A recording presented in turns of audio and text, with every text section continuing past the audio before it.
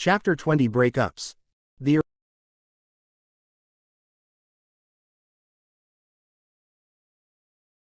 original plan was to kill them all, erase the evidence and then make Orpal have an unfortunate accident. As Lith calmed down, however, he realized that it was an idiotic plan full of holes. If 5 young men disappear suddenly in a sleepy village like Lucia, it is bound to cause a commotion. Also, Orpal knows they were here. Once he discovers they are nowhere to be found, he could come too close to the truth for comfort. I don't want to give him any kind of leverage on me. There is also the possibility that these blockheads shared their plan with their siblings. Killing is the wrong answer here, too many things can go spiraling out of control. Worst of all, if I make Orpal disappear too, the whole family would worry and grieve for him. Most certainly I don't want to turn him into a King martyr. I want him to pay, to suffer for his whole King life. While in deep thought, Lith would release streams of lighting from his right hand, keep the spell active for a couple of seconds. Then give his assailants a few moments of relief before zapping them again. They had already lost control of their bladder and bowels multiple times. When they were not writhing in pain, they were sobbing and begging for mercy. I can't let off this trash easily either. Always remember to pause between lashes. The short interval without pain fills them a false hope that it's finally over, making the next hit more painful than the previous. To punish them is not enough, I want to break them. There were too many variables. Lith was sick of running circles, so he decided to resort to a modified version of his very first plan, back on Earth. Those guys were trash too. I wonder how they reacted after my death, when the photos got leaked all over the internet with their names tagged. Lith had a cruel smile at the thought of his revenge, backstabbing them after so many years. With a final spell, Lith made the 5 lose consciousness and started arranging their bodies with spirit magic. I must keep both spirit and fusion magic a secret, so I need to create a stage from which I could end up a winner with just normal magic. An encirclement is too much for a 5-year-old, I'll fan them out. He put back the wooden stick in the hand of his owner, making sure it was smeared with blood. Lith was arranging the final details, when he heard someone calling his name from afar. *T. I took too much time thinking. My family must have sent someone looking for me. This screws up a good part of my plan, damn it. I must play it by ear and hope they did not send Orpal, or it's going to get ugly. Lith looked through a window, spotting Alina approaching Celia's house with long and fast strides. Good, it's Mom. Rena or Dad would have been better, but I can work with this. When she got close enough, Lith responded to her call with a moan, slowly opening the door while begging for help. Alina started running with all her strength, and once inside what she saw was bone-chilling. There was blood everywhere, teeth on the ground and Lith was almost unrecognizable. He was losing blood from multiple injuries. His face was swollen to the point that his eyes were barely visible amidst all the black and blue. Lith was holding his left arm like it was hurt, and just by talking he could make her notice his bleeding gums and missing teeth. Mom, thank the gods it's you. Lith's voice was distorted by the injuries into a lisp. I was so afraid they would get up before I could call for help. They tried to kill me, Mom, and I have not the strength to fight anymore. Alina quickly embraced him, feeling him yelp and shivering from the pain caused by even such a gentle touch. My baby, my poor baby, who did this to you? The two of them started to cry at the same time.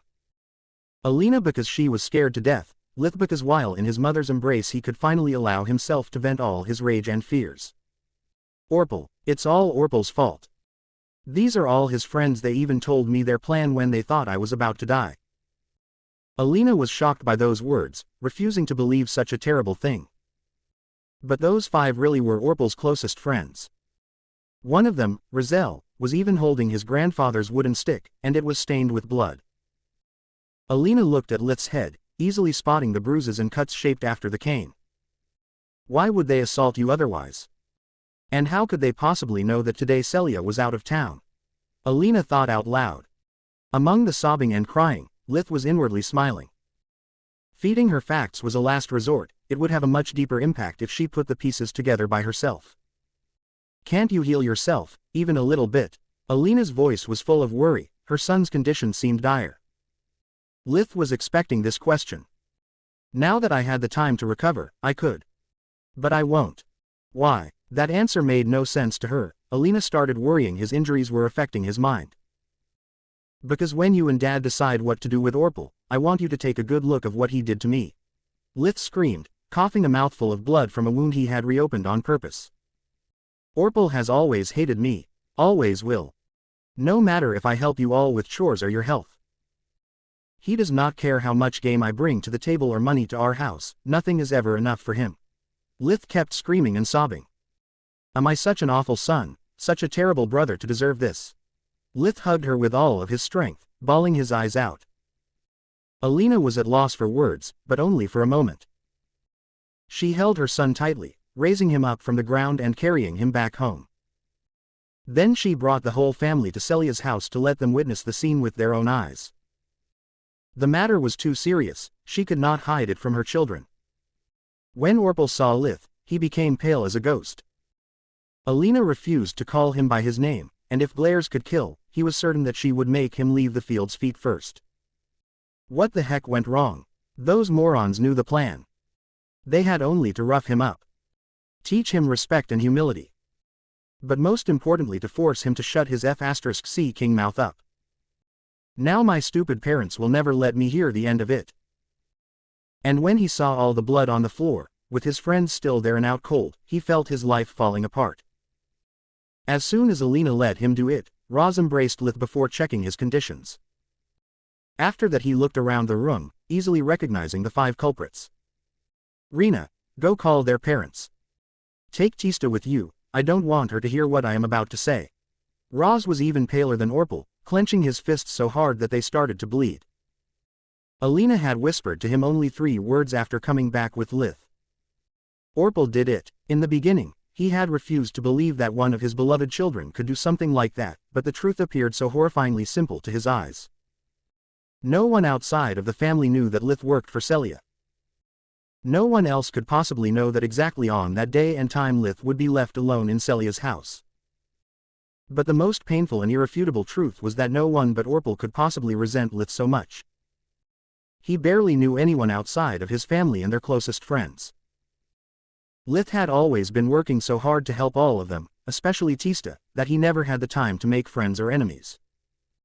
Roz felt those thoughts ripping his heart out of his chest, but he had to know. Did you do it? Roz looked Orpal straight in the eyes. A terrible silence fell in the room, revealing the truth that Roz was trying so hard to deny, looking for a possible alternative explanation. But there wasn't any. How could you possibly do this to your brother? Tears were streaming from his eyes. Dad, I swear, it's not like you think. I can explain. Orpal's mind was desperately trying to find a plausible excuse. Is there anything to explain? Roz roared out of anger. Aren't those your friends? Yes, but it wasn't you telling them what to do. It wasn't you planning how, when and where to ambush Lith. Causing him to be almost beaten to the death. In the God's name, how could you possibly explain all that? Because that wasn't the plan. They didn't listen to me, just like you. You never listen to what I say. You never let me have my way, always siding with Leech and the cripple. You were never on my side. Never. They got carried away. Is that your explanation? Roz didn't know if to laugh or cry. Do you mean that ambushing and beating your brother, my son, is perfectly fine as long they do it with moderation? He raised his fist, tempted to give Orpal a taste of his own medicine. But Alina stopped him. Too much blood has already been shed today. Don't do it, you'd only harm yourself, he is beyond saving. Alina was crying too, but her face and tone were stone cold. She had already made up her mind. Roz was too broken to stand anymore, he needed to sit down on a chair, weeping. You are right, my love. I have lost count of the times I have tried to make him understand that respect is something that you must give before receiving it yourself. That we were his parents, not his friends. We are supposed to help our children understand their mistakes, not enabling them. The gods know if I haven't tried to teach him that his siblings were not his servants, that a man's authority lies in the responsibilities he shoulders, not how strong he is. I know I have not been a perfect father, but I did the best that I could. I don't know what to do with him anymore, Alina. Roz wiped his own tears, looking for his wife's support. I agree. Even now he doesn't show any remorse. He never loved his brother, stealing his food and calling him names even before Lith was able to walk. He is clearly unable to understand the enormity of what he did. I believe that if we allow this to continue, he will do it again. If not to Lith, to Tista. And I'm not going to let him doing more harm to our family. She held Roz's hand tight, searching for the strength she needed. I think we should disown him. Strip him of his name and report him together with his accomplices for attempted murder to the village militia. Thanks, my love. Roz had no more tears to cry, his resolve steeled like his voice. I don't think I had in me the strength to say it. Chapter 21 Revelations. After those words, Orpal fell to his knees. His world was crumbling beneath his feet.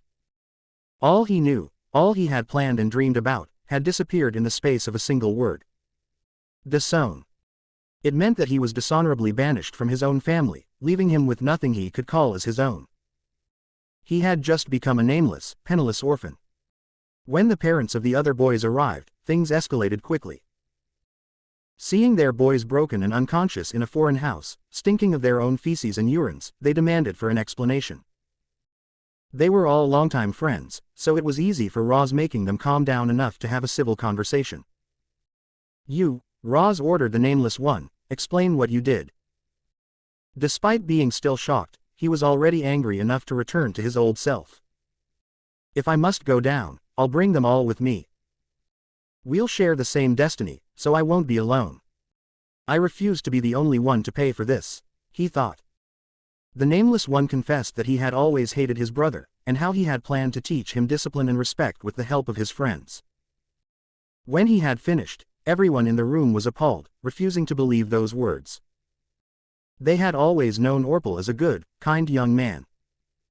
Lith, can you tell us what happened here exactly?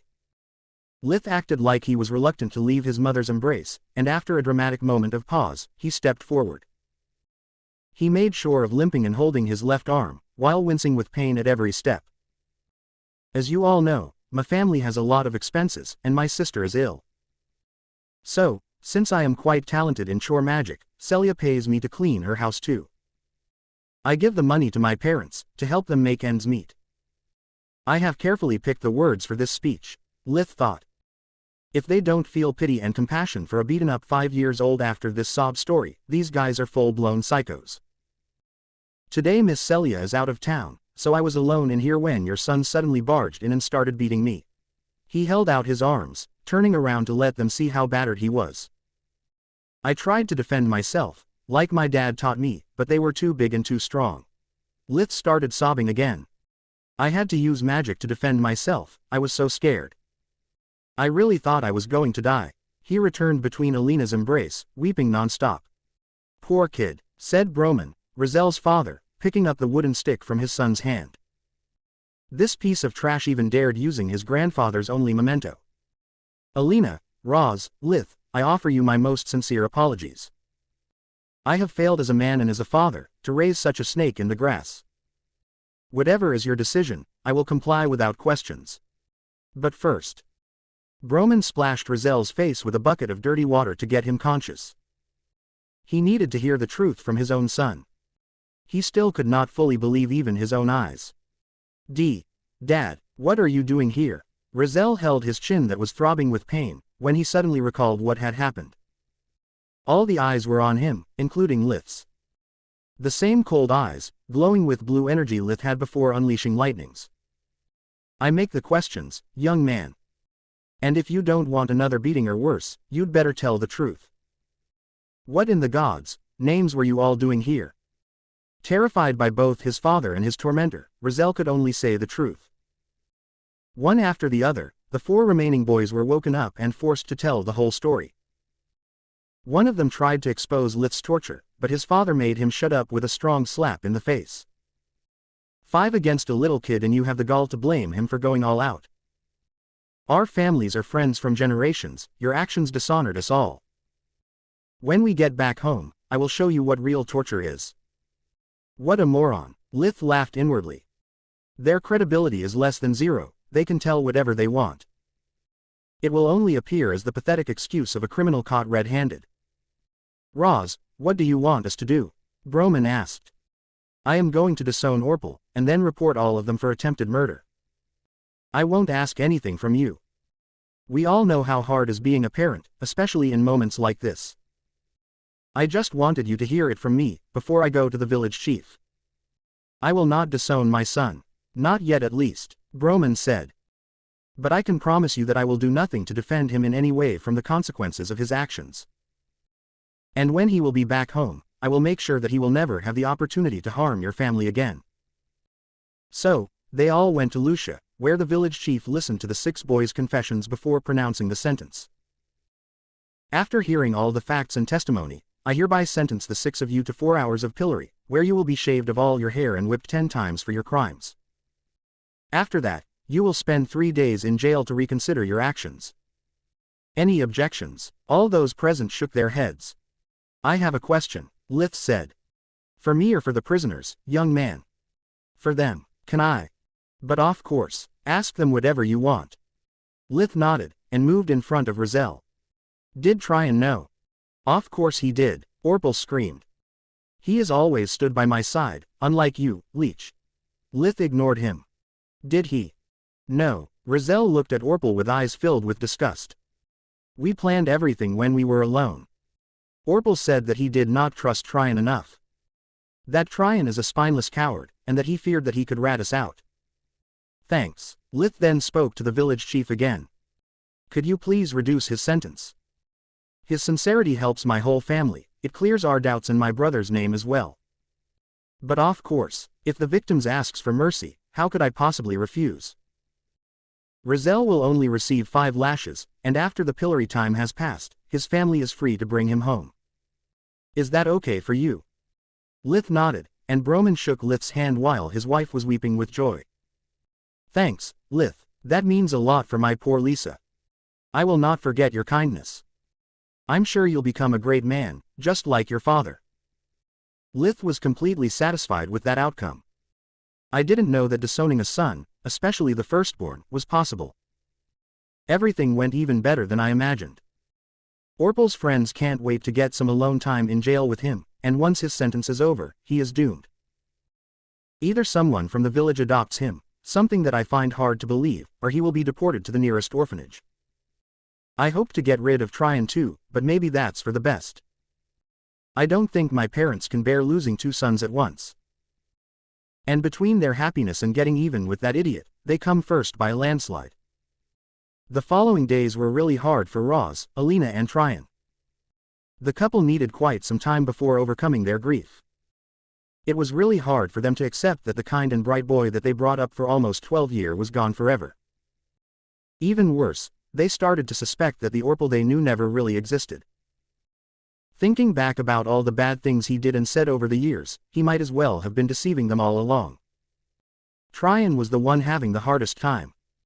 He had lost his favorite sibling and his family's trust at the same time. Despite Rizal had cleared his name, the suspicions remain. How could he have been so close to Orpal and yet never noticing anything? I can't blame them. In their shoes I too would think of me as either a liar or a complete idiot. Tryon didn't know if to laugh or cry. Lith, Rina and Tista, instead were having the time of their life, even if they did their best to avoid their parents to notice. They would get more and better food, clothes, and they did not have to tolerate Orpal's mean words and petty jokes anymore. Plus, there were all the gifts that 5 families sent them as an apology. Both the girls had stopped considering Orpal as a brother from the day he had proposed to get rid of Tista, calling her a cripple. Lith was above and beyond them, he never considered him his brother. His only worry was for his parents, so he tried to lessen their burden as much as he could. Lith's magic was now strong enough that he could till and plow the fields with earth magic. He could also hunt for much bigger prey, his aim set to deer, boars and bear, whose pelt could be sold for a pretty penny.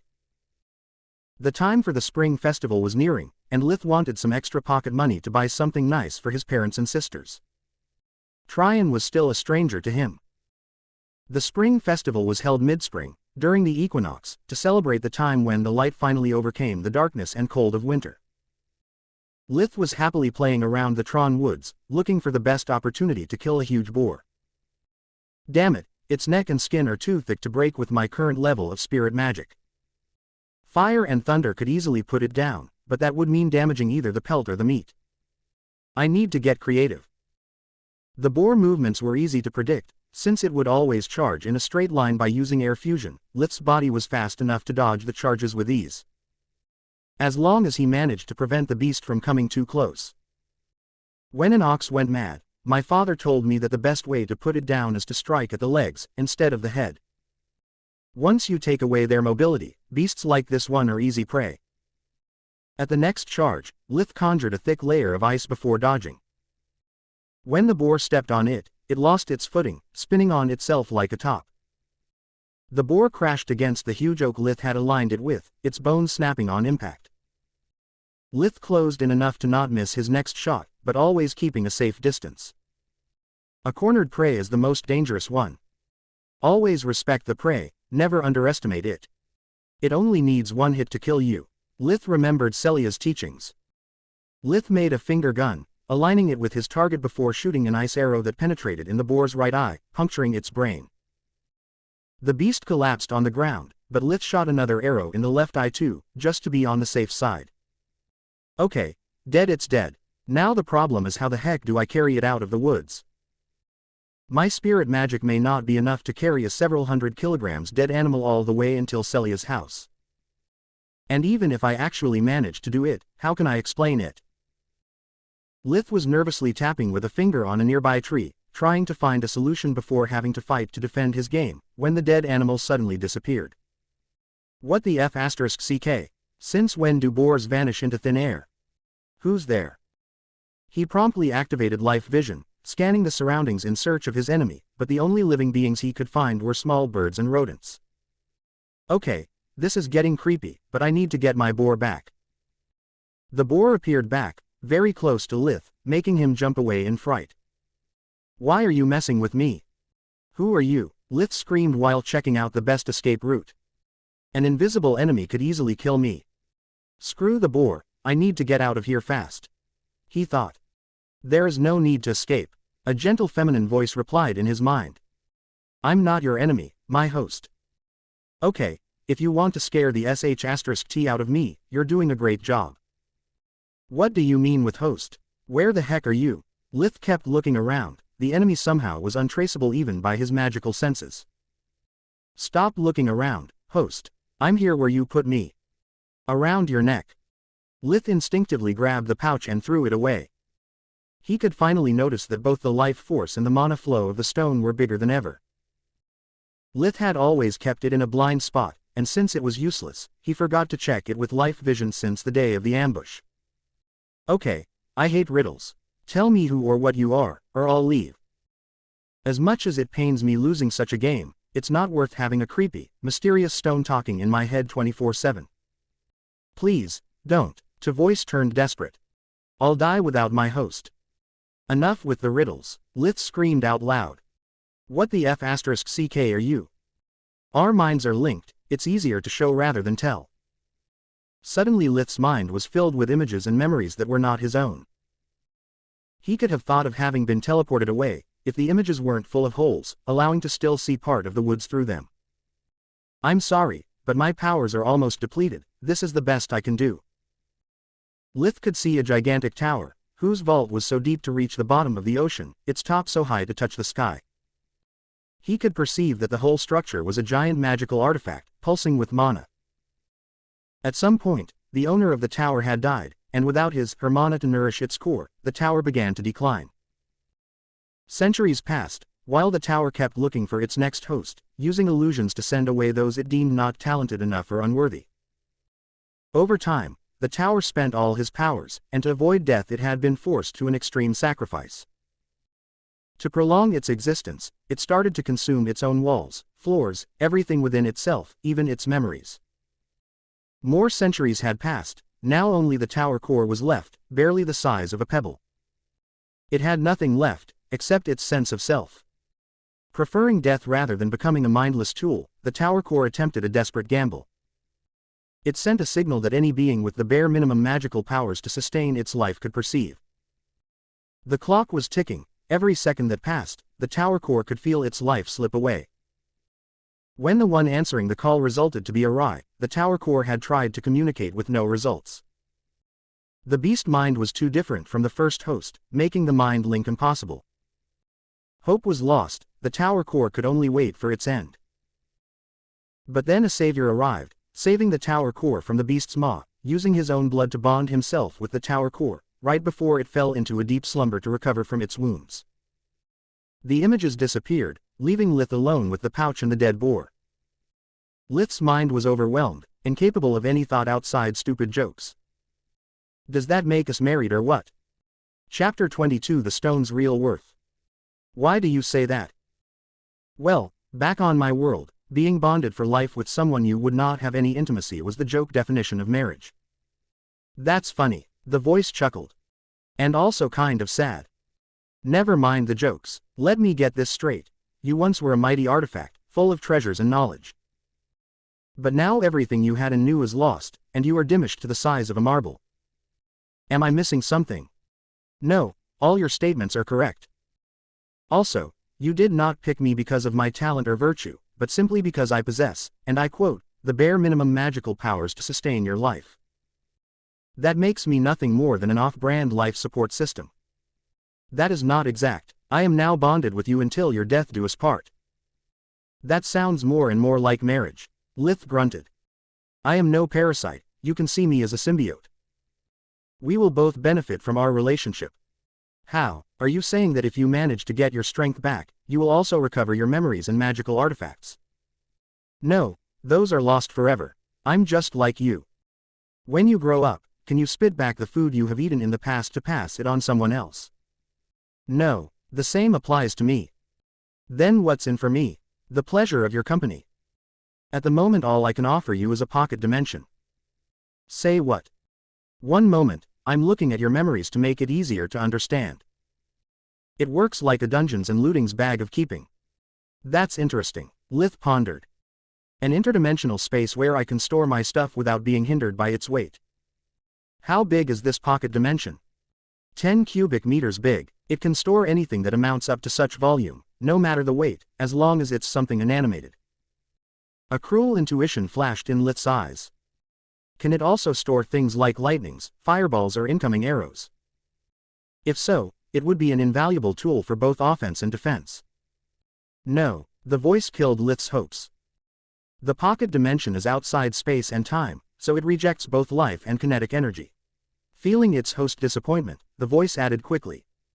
This also means that whatever you store will not rot, cool down or warm up. A roasted blinker would be kept hot and tasty, frozen in the moment you finished cooking it. That barely qualifies as a silver lining. Despite their chat was quite long, it was only happening inside their minds. Barely a second had passed after Lith had access to the stone memories. Whatever, at least you saved me from my current predicament. Now I know how to bring the boar back, I just need a decent excuse to explain how I managed it. The stone mind shrugged. Keep it simple, drop it to the edge of the woods, and tell Celia that you managed to kite it to that spot before killing it. It should be easier to believe that the truth. Lith nodded. Resourceful and smart. The fact that our minds are linked still creeps me out, but thanks to that I can see you have no malice or hidden agenda towards me. If you really are what you say to be, I'll keep you. True loyalty is a too rare commodity to turn it down when you find it. So, until I am convinced of your good faith, consider yourself on probation. Lith put the pouch back at his neck and the boar in the pocket dimension. By the way, I can't keep calling you and Stone. Don't you have a name? No, the voice sounded really sad. It's lost, like everything else. Don't be a pouter, a name is just a name. You can call me Derek, Lith, Host, CZ Delta, whatever. I'll always be the same cynic, misanthropic, lying, cutthroat guy the first have always been. Would you like me to name you? Yes, please. Lith had it ready since he heard the Tower Core's story. You are supposed to be a great artifact, so I'll name you after the greatest, albeit fictional, magical forgemaster that I always admired when I was a kid. Solus. Thank you, Lith, I like how it sounds. And I really appreciate you named me after someone you loved, rather than give me a pet name like Happy or Lucky. Lith had the odd feeling Solus was mind-blushing. They spent all the time on the way back chatting. Lith was really interested in understanding the limits and use of his new partner's skill set. After assessing that both Lith and Solus could activate the pocket dimension, he proceeded to pick the right spot. It needed to be close enough to the edge of the woods and covered enough to make spotting the boar from a distance impossible. There are countless things that can go wrong leaving a dead animal alone, even for a few minutes. A passerby that then claims it's his kill, a scavenger believing to have lucked out a free meal, take your pick. With my luck, I never trust the odds. You trust no one. Solus turned to a flat tone. You bet. That's life rule number 1. Rule number 2 is, no good deed goes unpunished. Lith then used earth and wind magic to mess up the surroundings, mimicking the signs of struggle left by his previous fight with the boar. Bah, all this effort and I get such a sloppy result.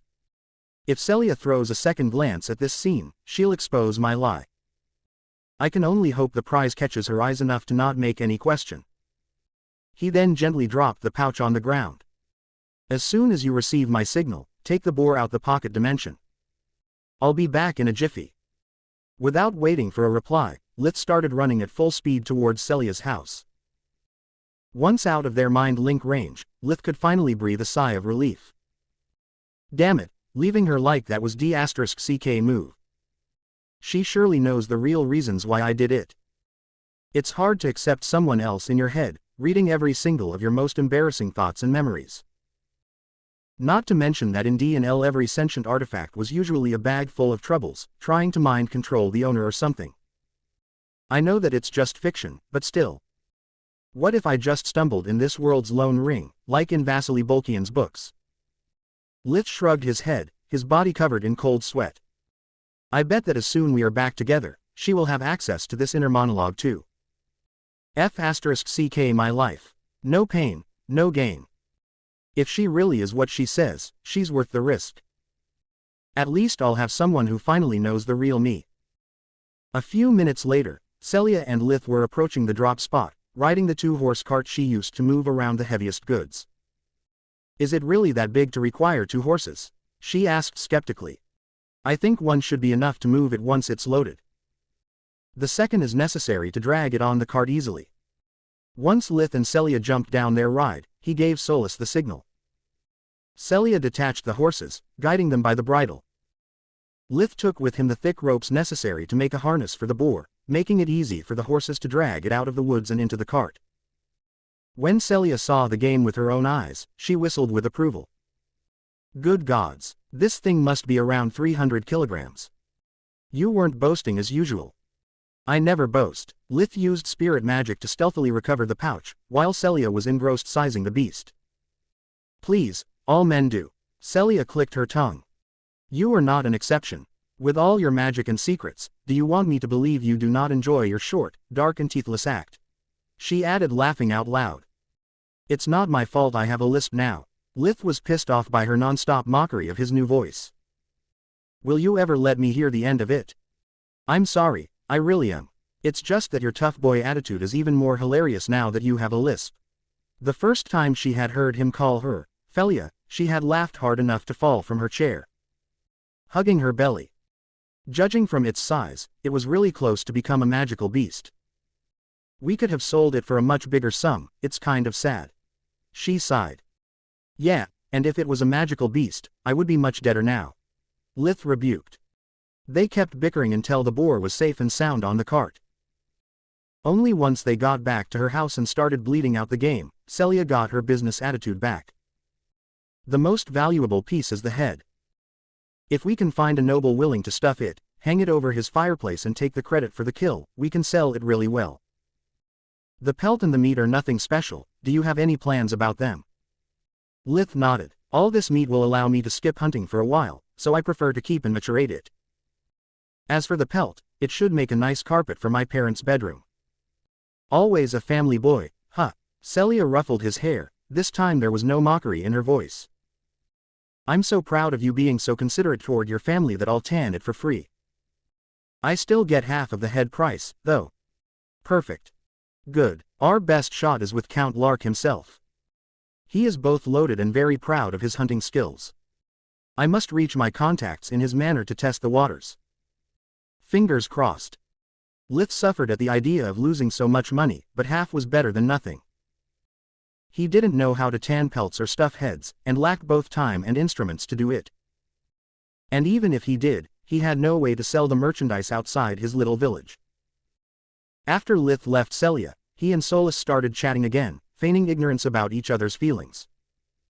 Solus, I think that your help will be invaluable to bring my martial arts training to the next level.